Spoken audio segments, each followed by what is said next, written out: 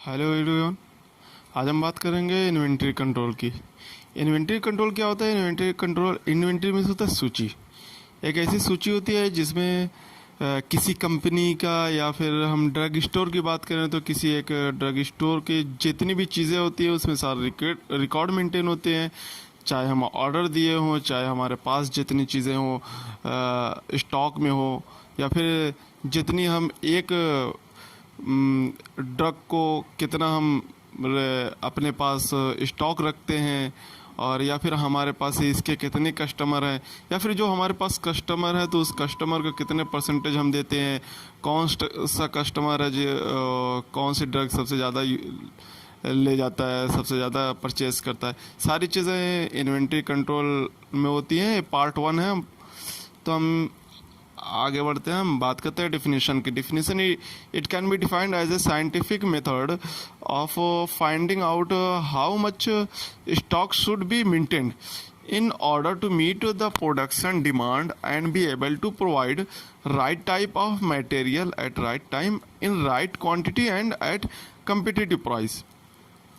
एक scientific method है जिसमें हम ये चीज़ पता लगाते हैं ऐसे कि इसमें हम कैसे अपने स्टॉक को मेंटेन कर लें, जो हमारा ऑर्डर है, प्रोडक्शन डिमांड है, या फिर मार्केट में क्या डिमांड है, और right time, right place, right quantity, कैसे हम इसको मेंटेन कर सकेंगे। और हम बात करते हैं factor affecting of inventory control. इसमें 3 फैक्टर ऐसे हैं जो अफेक्ट करते हैं कि टाइप ऑफ प्रोडक्ट की टाइप क्या है, टाइप ऑफ मैन्युफैक्चर, और वॉल्यूम ऑफ प्रोडक्शन, कितना हमको प्रोडक्शन करना है। ये 3 फैक्टर हैं। इसके बाद हम बात करते हैं ऑब्जेक्टिव ऑफ इन्वेंट्री कंट्रोल की। Objective maximum customer service. इसका ऑब्जेक्टिव है मैक्सिमम कस्टमर सर्विस। दूसरा है मिनिमम इन्वेंट्री इन्वेस्टमेंट। लास्ट है low cost plant operation. Maximum customer service मतलब कि हम इन्वेंट्री कंट्रोल, जब कोई हमारे पास कस्टमर आता है तो हम उसकी सारी डिटेल ले लेते हैं कि कौन सा प्रोडक्ट ज़्यादा यूज़ करता है, या फिर इसके जो रिटेलर है तो उसके पास कौन सा प्रोडक्ट है जो ज़्यादा परचेज़ करता है, हमारे यहाँ कितना ज़्यादा सेल करता है, उसकी सारी डिटेल रहेगी, और कस्टमर को हम कितना परसेंटेज देते हैं। सारी चीज़ें इन्वेंट्री कंट्रोल एक सूची में मेंटेन होगा।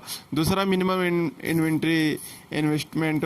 जब एक बार हमारी सारी चीज़ें एक बार सूची में आ जाते हैं, फिर उससे एक चीज़ पता चलती है कि हमने इस प्रोडक्ट पे कितना इन्वेस्ट किया था, फिर अब हमको कितना करना चाहिए, ये सारी चीज़ें कंफर्म हो जाती है। लो कॉस्ट प्लांट ऑपरेशन, हमने स्टार्टिंग किया था तो उसमें हमारा ज़्यादा आ गया था, खर्चा आ गया था, फिर उसके बाद हमारे ज़्यादा इन्वेस्ट हो गया था, तो बट हम उसको मिनिमाइज भी कर सकते हैं। तो ये सारी चीज़ें इसमें आ जाती हैं, इसके ऑब्जेक्टिव हैं।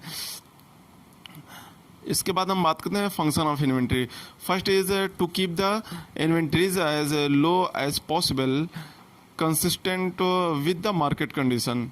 Second is to minimise out of stock. हमारे पास जो स्टॉक है उसको हम कैसे मिनिमाइज कर सकते हैं। To maintain sufficient stock of finish product. जो फिनिश प्रोडक्ट है उसको हम कैसे स्टॉक को सफिशिएंट स्टॉक मेंटेन कर सकते हैं। Last to maintain proper record. हम उसको उसमें सारी चीज़ों का जो प्रोडक्ट हमारे पास है, जो अभी फिनिश्ड है, जो अनफिनिश्ड है, सारी चीज़ें उसका रिकॉर्ड मेंटेन होता है। फिर उसके बाद to forecast market and economic condition of supply as regards availability of material. उसके बाद बात करते हैं benefit of inventory control.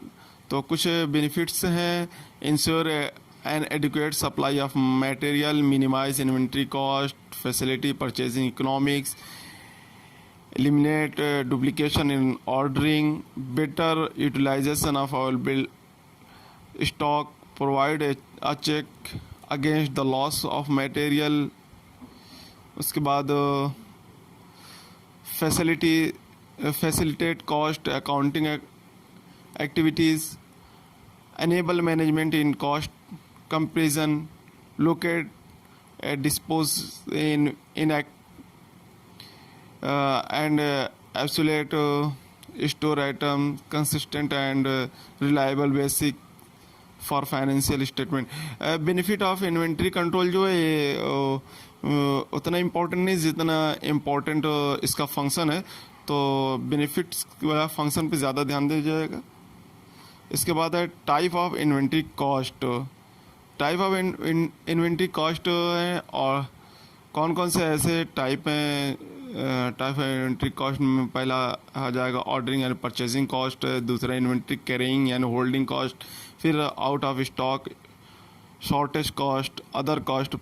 Ordering cost क्या होता है? It is the cost ordering the item and securing it's supply, include expense from rising the indent, purchase requisitions by user department till the access of order, receipt and inspection of material. Inventory carrying cost में cost incurred for holding the volume of inventory and measured as a percentage of unit cost of an item. It include कौन कौन से cost इसमें include होते हैं? पहला है capital cost, obsolescence cost